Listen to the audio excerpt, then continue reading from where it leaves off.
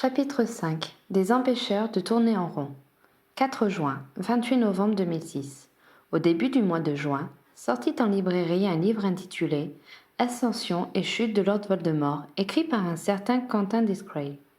L'auteur avait réussi à plus ou moins reconstituer les origines familiales du mage noir. Les révélations sur l'ascendance moldue du mage noir firent grand bruit dans la population sorcière. On en discuta bien entendu au terrier. C'est extraordinaire qu'on trouve le nom de Voldemort sur la couverture d'un livre, remarqua Angelina. Pratiquement personne n'ose encore le prononcer. La bataille de Poudlard n'y est sans doute pas pour rien, avança Hermione. On l'a vu se battre contre des sorciers, enfin un en particulier, ajouta-t-elle en lançant un petit sourire en coin à Harry, et finalement être vaincue. Cela l'a naturellement rendu moins effrayant. Quelqu'un l'a lu ? Demanda Harry, refusant de polémiquer sur l'influence qu'il avait eue sur l'image de Voldemort auprès du grand public. Je l'ai parcouru, indiqua Hermione.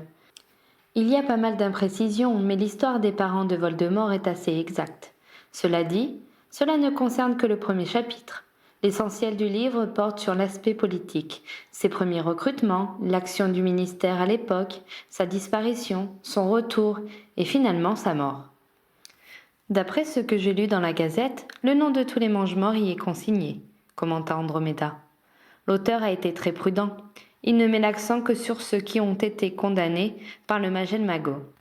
Pour ceux qui ont été acquittés, il indique simplement qu'ils ont été jugés et que les charges ont été abandonnées. Discray est moins intrépide que Skeeter. On ne s'en plaint pas, ironisa Harry. Par contre, continua Hermione, tu ne vas pas aimer ce qu'il dit sur Rogue. Il le classe sans embâche parmi les mange-morts reconnus coupables. Il a même réussi à faire état d'une rumeur selon laquelle ce serait lui qui a tué Dumbledore.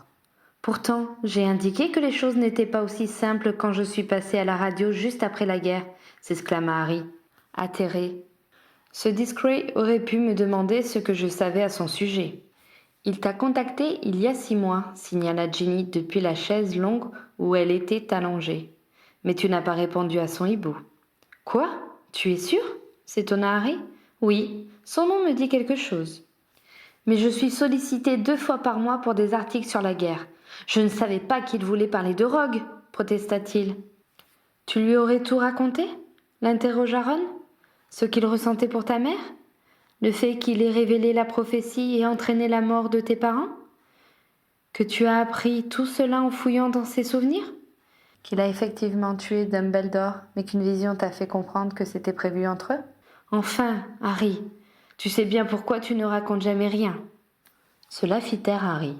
Il songea soudain qu'il aurait pu insister auprès de Kingsley pour que Rogue reçoive la médaille posthume à laquelle il avait droit, et que cela aurait pu établir officiellement le rôle positif du personnage. Mais maintenant, c'était trop tard. Toute la soirée, il remâcha cette conversation. Une fois dans son lit aux côtés de Ginny, il lui fit part de ses regrets. « Je ne pense pas qu'il aurait tenu à être consacré comme un héros, » observa-t-elle en retour.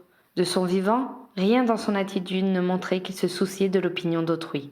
D'ailleurs, il ne t'a aidé que parce que tu étais le survivant, le seul capable de vaincre Voldemort. Il ne t'aimait pas tellement en tant que personne. Sans prendre garde au geste de protestation de Harry, elle conclut sa démonstration. Je ne pense pas que tu doives te sentir coupable de ne pas mettre ta réputation en jeu pour réhabiliter la sienne.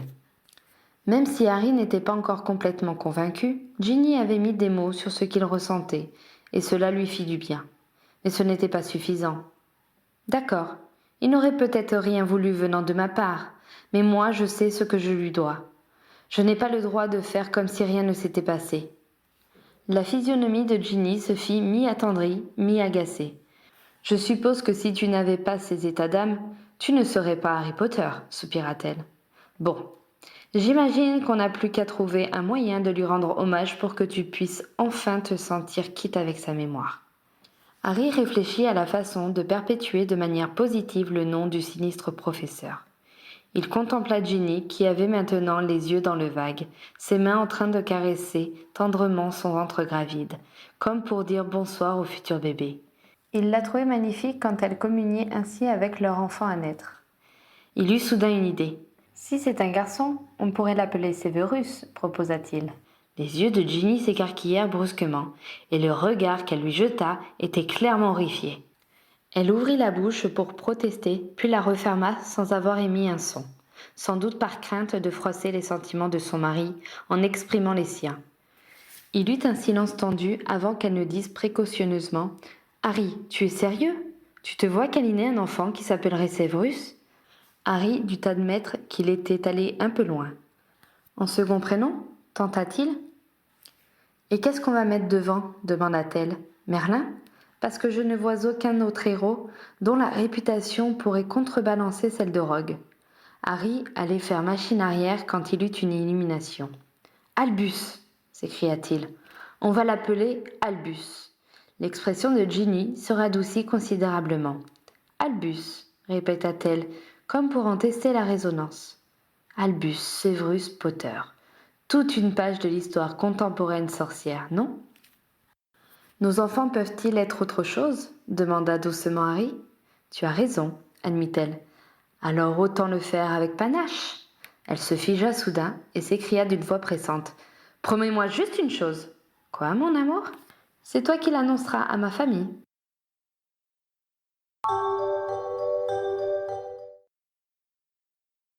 Le 25 juin 2006, le petit Albus Severus Potter naquit à Sainte-Mangouste. Comme il l'avait promis, ce fut Harry qui apprit aux Weasley les prénoms qu'ils avaient choisis pour leur second enfant. Albus, c'est très joli, convint Molly après un moment de flottement. Harry comprit que le second prénom ne serait pas utilisé ni révélé à des tierces par les membres de la famille.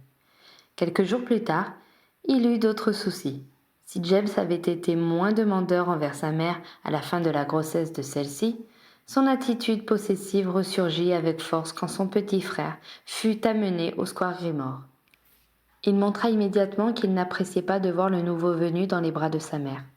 Harry et les elfes réussirent à détourner son attention quand Ginny s'occupa du nouveau-né le premier jour de leur retour de l'hôpital, mais le lendemain, en voyant son petit frère au sein au milieu de matinée, James fit une crise de colère d'une telle intensité que, effrayée par l'ampleur de sa réaction, Ginny demandait à sa mère de venir en urgence pour lui demander conseil. « Tu veux que je garde ton grand à la maison quelques jours ?» demanda Molly après avoir pris la mesure de la situation. « J'ai peur qu'il croie que nous l'abandonnons au profit d'Albus si nous l'éloignons, déclina Ginny les larmes aux yeux. Et si tu partais vivre chez ta mère quelques jours avec le petit et que je restais ici à m'occuper de James, proposa Harry. Tu vois bien que c'est moi qui le veux, fit remarquer Ginny d'une voix désolée. Ils regardèrent le trublion blotti contre sa mère, enfin silencieux. Il avait hurlé sans interruption pendant les 3/4 d'heure qu'avait duré la tétée, bien que Harry, qui l'avait emmené à l'autre bout de la maison, ne l'ait pas quitté. Il avait ensuite mis une demi-heure supplémentaire à se calmer quand Ginny avait confié Albus à son père pour reprendre son aîné contre elle. Par la suite, la situation ne s'arrangea pas. Non seulement James pleurait à gros sanglots quand sa mère prenait le petit dans ses bras, mais quand Albus dormait, son attitude obligeait Ginny à sévir contre lui. En effet, le caractère aventureux de l'enfant le poussait à faire des expériences dangereuses qu'il fallait contenir par des interdictions, ce qui mettait à mal la patience de l'explorateur en herbe. James alternait donc entre désespoir et colère. 3 jours après son retour à la maison, Ginny était de nouveau en larmes. « Mais qu'est-ce que j'ai fait pour que cela se passe si mal ?» demanda-t-elle à sa mère qui était venue pour tenter de l'aider. « Je n'aurais pas dû avoir Albus aussitôt, c'est ça ?» « On ne peut jamais savoir à l'avance, » lui répondit Molly. « Ron a plutôt bien accepté ton arrivée, mais c'est vrai qu'il avait des grands frères pour lui montrer l'exemple. »« Comment ça s'est passé quand Charlie est né ?» l'interrogea sa fille. Bill avait 6 mois de plus, c'était donc différent. Il ne faut pas oublier que James est encore un bébé. Que dois-je faire alors ? Je ne veux pas le laisser croire que je l'abandonne la moitié du temps et lui crier dessus quand je peux enfin m'occuper de lui. On ne peut pas lui demander à la fois de s'adapter à la nouvelle situation familiale et d'apprendre à gérer les colères inhérentes à son âge, admit Molly. Ça fait un peu trop pour un petit garçon comme lui. Je pense qu'il faut que tu le rassures sur le fait qu'il n'a pas perdu ton amour, mais que tu sois ferme sur le reste. Pour le rassurer, il faudrait que je passe presque tout mon temps avec lui. Qui va s'occuper d'Albus ? S'inquiéta Ginny. Déjà, si tu le nourris et que tu le gardes près de toi la nuit, c'est beaucoup. De plus, Tu n'es pas toute seule pour prendre soin de lui, ma chérie. Dans la journée, Miffy peut le bercer et lui nettoyer sa couche. Le soir, Harry lui donnera son bain et le câlinera. N'est-ce pas injuste pour lui? Tout dépend de la façon dont il le prend. Si la situation ne lui convient pas, il le fera savoir, et il sera temps d'appliquer une autre solution. Après tout, je n'ai pas eu tellement plus de disponibilité pour toi, entre les jumeaux et Ron, mais tu ne sembles pas t'en porter plus mal. Ginny s'arrangea donc pour s'occuper le plus possible de son aîné pendant ses instants d'éveil et profiter au mieux des moments où il dormait, sieste et nuit, pour prendre Albus près d'elle. Après quelques ajustements, ils parvinrent à trouver une organisation qui semblait pourvoir aux besoins de James et satisfaire le nouveau-né qui s'accommodait de tous les bras affectueux qu'il avait à sa disposition. Sur les conseils d'Hermione, qui était à la pointe des théories moldues sur l'éducation, elle verbalisa pour James les sentiments qu'il ressentait et lui réaffirma à quel point il était aimé de ses parents. Elle utilisa aussi cette méthode pour l'aider à comprendre et surmonter le déplaisir causé par les multiples interdictions qui canalisaient sa découverte du monde. Ginny expliqua également la situation à Albus pour lui assurer que ce n'était pas par indifférence qu'elle ne s'occupait pas de lui autant qu'elle l'aurait voulu. Cependant, la jeune mère se sentait coupable envers son nouveau-né, et le premier mois fut difficile pour tout le monde. Ensuite, James toléra mieux la présence de son frère, ce qui permit à ses parents de souffler un peu.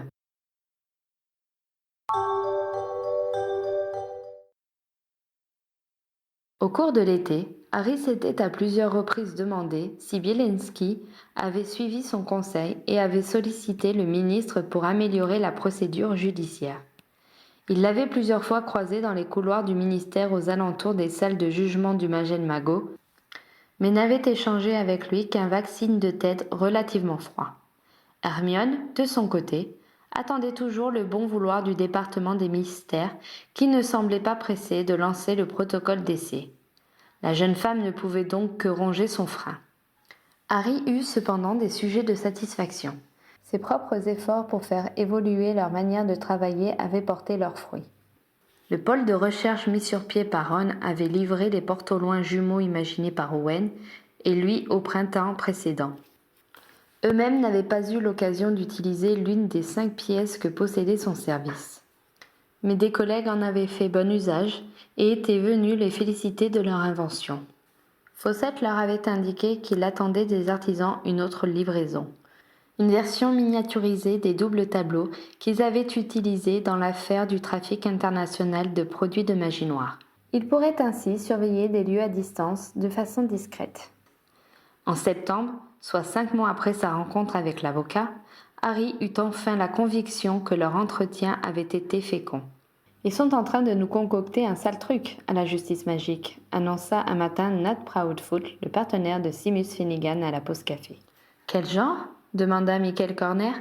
« Ils vont revoir toute la procédure de jugement.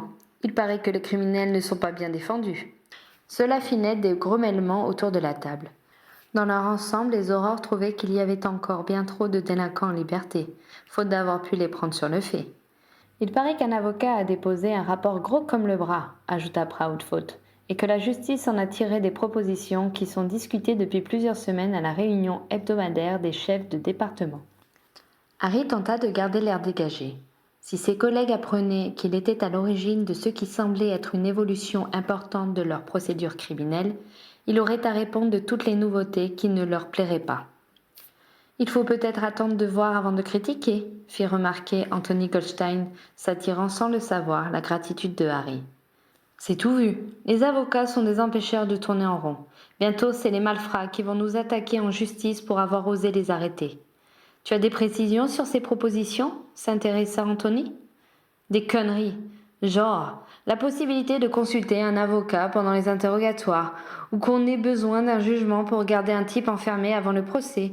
Des conneries, je vous dis. » « C'est comme ça qu'ils font chez les moldus, » analysa Michael Corner. « C'est pour préserver la présomption d'innocence. » « Quand je coince un salaud qui refile de la poudre à lutin à des gamins encore à Poudlard, tu parles qu'il est innocent ?» s'indigna Proudfoot. « Qu'est-ce qu'il va falloir pour les arrêter maintenant ?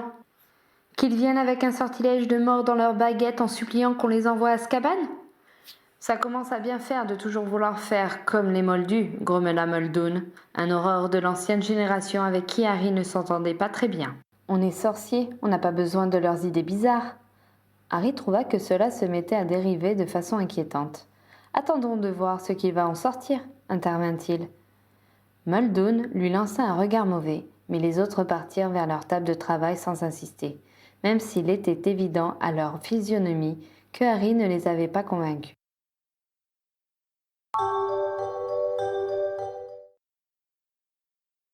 Deux semaines plus tard, rien d'autre n'avait filtré sur le sujet. Harry n'y tint plus et décida de mettre Hermione sur l'affaire pour avoir des renseignements. Il alla la voir dans son bureau au département de régulation des créatures magiques. « As-tu entendu parler de nouvelles lois de procédure judiciaire ?» lui demanda-t-il de but en blanc. « Oui, Suzanne m'en a touché un mot.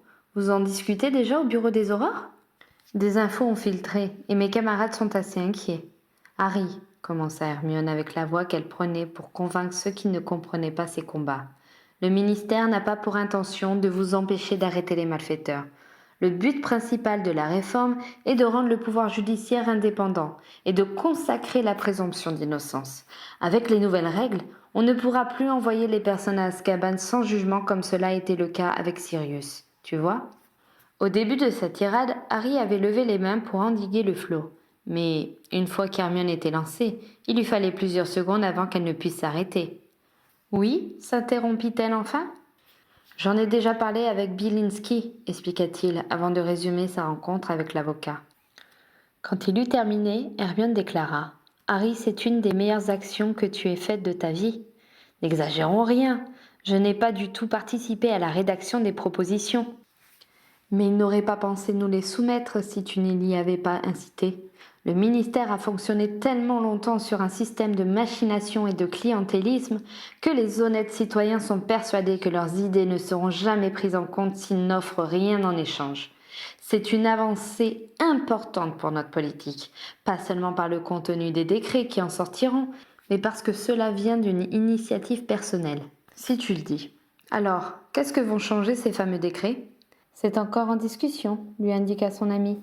Ce genre de règles ne s'édicte pas en 5 minutes, et il faudra plusieurs réunions avant que tout le monde tombe d'accord. Si tu veux en savoir plus, demande à Susan Bones. C'est elle qui sert de secrétaire aux séances. Elle pourra te donner tous les détails. Harry suivit les conseils de son ami et alla frapper au bureau de Suzanne qui se trouvait au même étage que les Aurores, dans l'aile réservée au secrétariat du Magel Magot. Elle l'accueillit avec chaleur et lui servit une tasse de thé. « Je peux faire quelque chose pour toi, Harry » offrit-elle. « J'aimerais savoir où en est la série des décrets sur la procédure judiciaire » exprima-t-il. Elle le regarda quelques instants sans mot dire avant d'exposer. « C'est encore en cours de discussion et nous n'avons pas envie qu'il y ait trop de bruit de couloir à ce sujet. Nous sommes conscients que beaucoup de personnes y seront opposées et nous préférerions avoir un projet bien ficelé avant de mettre le sujet sur la place publique. »« On en parle déjà au bureau des Aurores, lui indiqua-t-il. Et ce n'est pas pour faire courir des rumeurs que je te demande ça. C'est une question qui m'intéresse beaucoup. C'est vrai que tu sembles t'y connaître en procédure moldue, admit-elle en montrant qu'elle n'avait pas oublié le rôle de Harry dans l'affaire Grimstone. Mais cela dépasse les seules règles de procédure. Je sais aussi que c'est Bielinski qui vous a envoyé un rapport, et je n'ai pas l'intention de le révéler à mes collègues, qui lui en veulent assez comme ça. Et toi, tu es d'accord avec lui ? Le questionna Suzanne. J'ai discuté avec lui, et il a su me convaincre qu'on poursuivait le même but, chacun à notre manière, et que nos professions étaient complémentaires. Suzanne, je ne ferai rien qui mettrait en péril les réformes que vous prévoyez, affirma-t-il avec force. Elle le considéra un moment, puis se décida. D'accord, je vais t'indiquer les grandes lignes, mais je compte sur toi pour ne pas en parler autour de toi tant que nous ne communiquons pas sur le sujet. Promis, fit Harry. Bien. Sais-tu quels sont les 3 grands pouvoirs politiques ? Les pouvoirs ? Répéta Harry. Ce qui constitue le pouvoir d'un État, précisa Suzanne. Des théoriciens moldus en ont identifié 3. Pour commencer, il y a l'exécutif. C'est le gouvernement, souvent composé d'un chef d'État et d'une équipe de ministres. Ce sont eux qui déterminent la politique générale du pays et commandent aux armées. Ensuite, il y a le législatif. C'est l'organe qui édicte les lois. Enfin, il y a le judiciaire, ceux qui appliquent les lois et tranchent les litiges. Ah oui, j'ai déjà entendu ça, se souvint Harry. Au XVIIIe siècle, en Europe, des philosophes ont assuré que les pays, pour être démocratiques, devaient assurer la séparation de ces trois pouvoirs et la possibilité pour chacun d'entre eux de contrôler les deux autres. Cette idée est à la base de la plupart des gouvernements occidentaux moldus, mais pas sorciers. Ça dépend où. Aux États-Unis, ils sont plus proches du système moldu que nous. Nous-mêmes y adhérons davantage que beaucoup d'autres pays. Nous avons cependant des progrès à faire, et c'est ce qui est en discussion aujourd'hui. Dans les bruits de couloir, on parle plutôt de droit de la défense, commenta Harry. Ce n'est que le second volet, dit Suzanne. On n'a pas encore discuté de ça. Et cette histoire de pouvoir, en quoi cela consiste demanda Harry. C'est ce que nous sommes en train de définir. Pour commencer, nous envisageons de rendre le système judiciaire beaucoup plus indépendant de l'exécutif. Tu te souviens de ton audition au début de notre 5e année? Comment l'oublier? Il parlait de casser ma baguette et de m'expulser de Poudlard. Justement, tu as sans doute remarqué que c'était le ministre Fudge lui-même qui menait les débats. Oui, il m'en voulait d'avoir révélé le retour de Voldemort. Précisément. Normalement, cela aurait dû être ma tante, en tant que présidente du Magen Mago, qui devait attribuer ton affaire à un juge. Mais le ministre a non seulement exigé une assemblée plénière, mais s'est aussi imposé pour prendre la direction des débats en utilisant le privilège du représentant du ministre. Désormais, cette procédure sera impossible. Suzanne paraissait particulièrement satisfaite de cette évolution. Harry se souvint que Mrs. Bones avait fait partie des premières victimes de la guerre. Elle avait payé au prix fort sa fidélité à Dumbledore et à lui-même. Et il subodora que la mesure devait représenter pour Suzanne un hommage à sa tante. « C'est une bonne chose, approuva-t-il tout haut. Par ailleurs, le ministre ne pourra plus condamner quelqu'un sans procès, comme il en avait la possibilité en cas de force majeure. Aucune peine ne pourra être prononcée sans la décision d'un juge dans le cadre d'un procès contradictoire. » Harry songea à la condamnation de Sirius au baiser du détraqueur par Fudge lors de sa 3e année, puis, l'année suivante, celle de Croupton Junior. Cela avait contraint Sirius à la clandestinité, alors qu'un procès en bonne et due forme aurait pu le réhabiliter et empêcher Croupton de témoigner du retour de Voldemort. Harry ne pouvait qu'approuver cette réforme. « Donc je résume, continuait Suzanne. Désormais, le judiciaire ne souffrira plus d'ingérence dans ses fonctions de jugement de la part de l'exécutif. On parle même de faire se tenir les procès dans un autre bâtiment pour symboliser cette indépendance. » Harry hocha la tête impressionné. « Par contre, il y aura peu de changements pour le droit civil, » continua Suzanne. Les contrats, tout ce qui est lié à la propriété et la responsabilité des personnes resteront régis par les règles élaborées par la jurisprudence. Tout le monde semble satisfait du système, alors il n'y a pas d'urgence à le modifier. Le ministère ne peut intervenir dans les procès civils, se souvint Harry. Cela rend les interventions politiques moins aisées. Précisément, ce qui ne va pas changer non plus, c'est la façon dont nos lois sont élaborées. Tu sais comment ça se passe? Oui, j'ai appris ça avec ma formation d'Aurore, les précédents et les décrets. En effet, une part non négligeable de la législation applicable chez les sorciers découlait des coutumes sorcières établies du temps où il n'y avait pas de gouvernement centralisé, et que chaque clan élaborait son système de droit primitif. En cas de litige, ces coutumes étaient invoquées devant les juges qui tranchaient les différends en les interprétant pour qu'ils s'adaptent au cas qui leur était soumis. Une fois qu'une telle décision était prise, elle s'imposait aux autres juges dans toutes les affaires strictement semblables. C'est ce qu'on appelait la règle des précédents. Cela avait permis au Magen Mago de créer une grande partie du droit. Les jugements s'attachaient donc à évaluer si le cas à arbitrer était semblable ou non à celui qui avait fondé les précédents invoqués par les parties. Si le juge concluait que la situation était inédite, il pouvait alors trancher selon ses convictions et les coutumes et ainsi créer un nouveau précédent. C'est ainsi que le droit évoluait et que des revirements de jurisprudence étaient possibles. Cette méthode avait l'avantage d'être très pragmatique et de considérer au cas par cas chaque affaire. Cependant, le droit qui en découlait était très compliqué, manquait d'unité et était très incomplet. C'est là qu'intervenaient les décrets du ministère. Ils avaient vocation à simplifier et compléter la jurisprudence. Les plus importants étaient signés par le ministre de la Magie lui-même, et les autres se contentaient du paraphe des chefs de département. Avec le renforcement de l'autorité du ministère, ces décrets étaient même venus contredire des précédents et constituaient désormais une source de droit incontournable.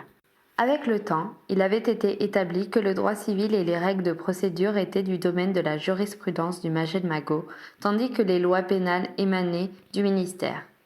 Il y a une troisième source de droit, compléta Suzanne, les décisions des divers conseils des guildes. Mais c'est moins important, non? Oui et non.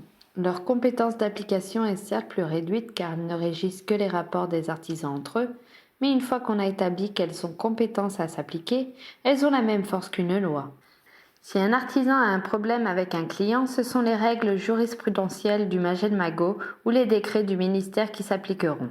Cependant, ces règles particulières sont loin d'être secondaires. Mal pensées, elles peuvent durablement paralyser toute la production sorcière ou détériorer nos services de santé, de transport ou d'information. La responsabilité des conseils n'est pas négligeable. Harry comprenait mieux les craintes de Ron concernant ses capacités à prendre la tête de la guilde de l'artisanat magique. Et tout ça, ça ne changera pas, résuma Harry. Nous avons discuté de l'opportunité de créer une assemblée, élue par le peuple, qui discuterait et voterait nos lois. D'un côté, c'est la façon la plus démocratique de diriger un peuple. De l'autre, nous ne sommes qu'une toute petite population, et mettre en place des élections et des partis politiques serait bien compliqué. Par ailleurs, est-ce vraiment indispensable alors que le judiciaire prend son indépendance vis-à-vis de l'exécutif? Nous avons déjà 3 pouvoirs indépendants, l'exécutif, le judiciaire et les guildes, ce qui nous paraît suffisant. Et suffisamment proche des méthodes de gouvernement moldu, jugea Harry. On se rapproche de ce que les philosophes moldus ont considéré comme la meilleure façon d'exercer le pouvoir, corrigea Suzanne. Chaque pays a sa façon d'appliquer la théorie. Nous aurons la nôtre. C'est vraiment passionnant, déclara Harry, qui n'avait jamais réfléchi à toutes ces questions. Mais du point de vue de la procédure judiciaire proprement dite, qu'est-ce qui va changer? Comme je te l'ai dit, nous n'en avons pas encore discuté en séance, mais je peux te résumer ce qui est proposé par le rapport de base.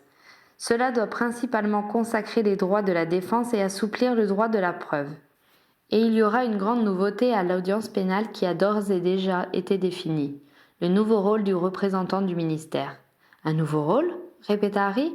Au lieu d'intervenir de façon ponctuelle et pour éventuellement prendre la direction des débats, le ministère enverra de façon systématique son représentant pour tenir le rôle de procureur. Comme chez les Moldus? S'étonna Harry. Oui, exactement. Mais actuellement, ce sont les aurores ou les policiers qui soutiennent l'accusation. Quel sera notre rôle maintenant? S'inquiéta-t-il. Comme chez les Moldus, vous serez appelé à titre de témoin par le procureur. Et c'est considéré comme un progrès? Protesta Harry choqué. Oui, pour 2 raisons. La première, c'est que cela apportera un second regard sur vos dossiers avant le procès. Cela en améliorera sûrement la qualité. Comme Harry secouait la tête peu convaincu, Suzanne développa. Admets que lorsque tu as monté un dossier pendant des mois, tu n'es pas facilement enclin à remettre tes convictions en cause.